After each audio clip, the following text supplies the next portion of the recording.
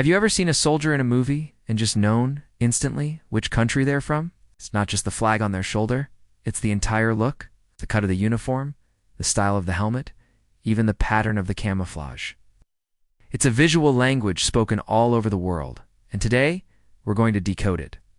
This is the global truth of military dress, and why sometimes a single glance is all it takes to know a soldier isn't from around here. Let's start with a classic, the United States military. For decades, the image of an American GI was defined by patterns like the Woodland BDU, or battle dress uniform, and later, the pixelated universal camouflage pattern, or UCP. That grayish digital camo became iconic during the wars in Iraq and Afghanistan, but UCP had a problem. It was supposed to work everywhere, but it didn't really blend in anywhere. So, the Army switched to the Operational Camouflage Pattern, or OCP. This looks a lot like what the public calls multicam. It's a mix of greens, beiges, and browns that's much more effective in various environments. The silhouette is also distinct. The helmet, the body armor, the specific placement of pouches and gear all screams American military design philosophy, which emphasizes individual protection and modularity. Now let's hop across the pond to the United Kingdom. The British soldier has a look that is uniquely their own. Their current camouflage is the multi-terrain pattern, or MTP. While it looks similar to the American OCP at first glance, there are subtle differences in the color palette and pattern shapes, but the real giveaway is often the gear. 8. Take the headwear. The classic British Mark VII helmet has a very different shape from the American Advanced Combat Helmet. Even more distinctive is the beret. The color of a British soldier's beret tells you everything about their regiment. Maroon for paratroopers, green for Royal Marines, tan for the SAS. This deep-rooted regimental tradition is a core part of British military identity and is immediately visible in their dress. Next, we travel to Russia. Russian military uniforms have undergone a massive transformation since the Soviet era. Gone are the old, simple, olive drab uniforms. Today, Russian soldiers are often seen in their Ratnik Future Soldier system, which includes a range of advanced gear. Their primary camouflage pattern is known as EMR, or Digital Flora. It's a pixelated pattern but uses a very different color scheme than the old American UCP. With a mix of greens, browns, and blacks that is well suited to the forests of Eastern Europe, the helmets, the body armor, and especially the distinct look of their Kalashnikov rifles all combine to create an unmistakable modern Russian military aesthetic. The overall impression is one of rugged functionality. Let's head east to China. The People's Liberation Army, or PLA, has also modernized its uniforms dramatically. For a long time, they used a pixelated pattern called Type 07. It came in different color variants for different environments. A green woodland version, a desert version, an ocean version for the Navy, and a blue one for the Air Force. However, they recently introduced a new pattern called Type 21, which moves away from the blocky pixels to a more universal design with smaller, more blended spots. It's designed to be more versatile, similar to the American and British approach. One of the most interesting aspects of Chinese uniforms is how they reflect the PLA's rapid technological leap. Their gear is becoming increasingly sophisticated, and the overall look is shifting from a mass infantry focus to a high-tech, professional force. Now, what about Germany?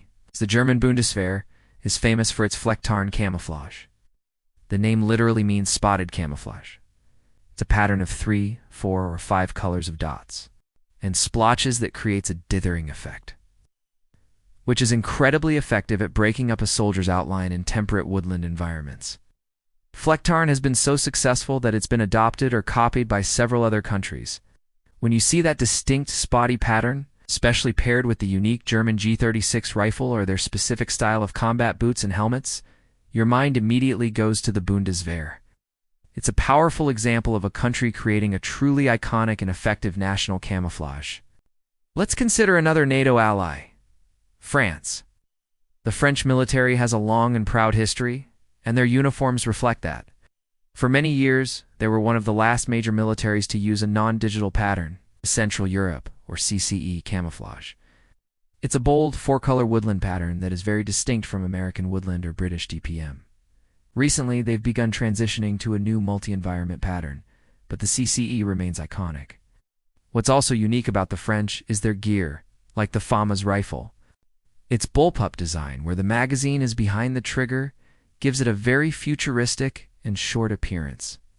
Seeing a soldier with a CCE uniform and a FAMA's is an instant identifier of the French army. Beyond just the camouflage, the cut and tailoring of a uniform can be a dead giveaway. Italian uniforms, for example, are often noted for having a more stylish or tailored fit compared to the more utilitarian, looser cuts of American uniforms. This isn't just about fashion. It's about a different design philosophy, balancing comfort, professionalism, and function in a way that is culturally specific. The same goes for special forces. Their needs are different, so their dress is different. Navy SEALs, British SAS, or Russian Spetsnaz might wear uniforms and gear from various sources, sometimes even civilian-made hiking or climbing gear, to best suit their mission. They often use patterns like multicam even when their country's main army doesn't. This creates its own kind of uniform, one that says Special Operations, even if it doesn't scream a specific nationality to the untrained eye. For those in the know, however, the specific combination of rifle, sidearm, helmet, and communications gear can still pinpoint the unit's origin. So why is there this global variety? It comes down to three main things: environment, history, and industry. First, environment. A country with vast deserts will develop desert camouflage, while a nation covered in pine forests will focus on woodland patterns. It's simple necessity. Second, history and tradition. As we saw with the British berets, military dress is steeped in history. A uniform connects a modern soldier to the generations who served before them. A country might stick with a certain color or symbol because it's a part of their national identity. And finally, industry. A country's ability to design, test, and produce its own fabrics, gear, and weapons plays a huge role. The United States has a massive defense industry that is constantly innovating, leading to frequent updates. Other countries might license or copy successful designs. They might develop their own unique solutions based on their industrial capabilities. This is why we see certain patterns like multicam appearing in different forms all over the world, while other patterns like Flecktarn remain uniquely associated with their country of origin. From the pixelated patterns of the early 2000s to the modern, multi-environment designs, a military uniform is so much more than just clothing. It's a blend of technology, history, and national identity printed onto fabric. It's a visual signal that tells a complex story of where a soldier is from, what they do, and the nation they represent. The next time you see a soldier, look closer. You're not just seeing a uniform. You're seeing a piece of global history and culture walking by. Thanks so much for watching. If you found this look into military dress interesting, be sure to hit that like button and subscribe for more content. Let us know in the comments which country's uniform you find the most fascinating. See you next time.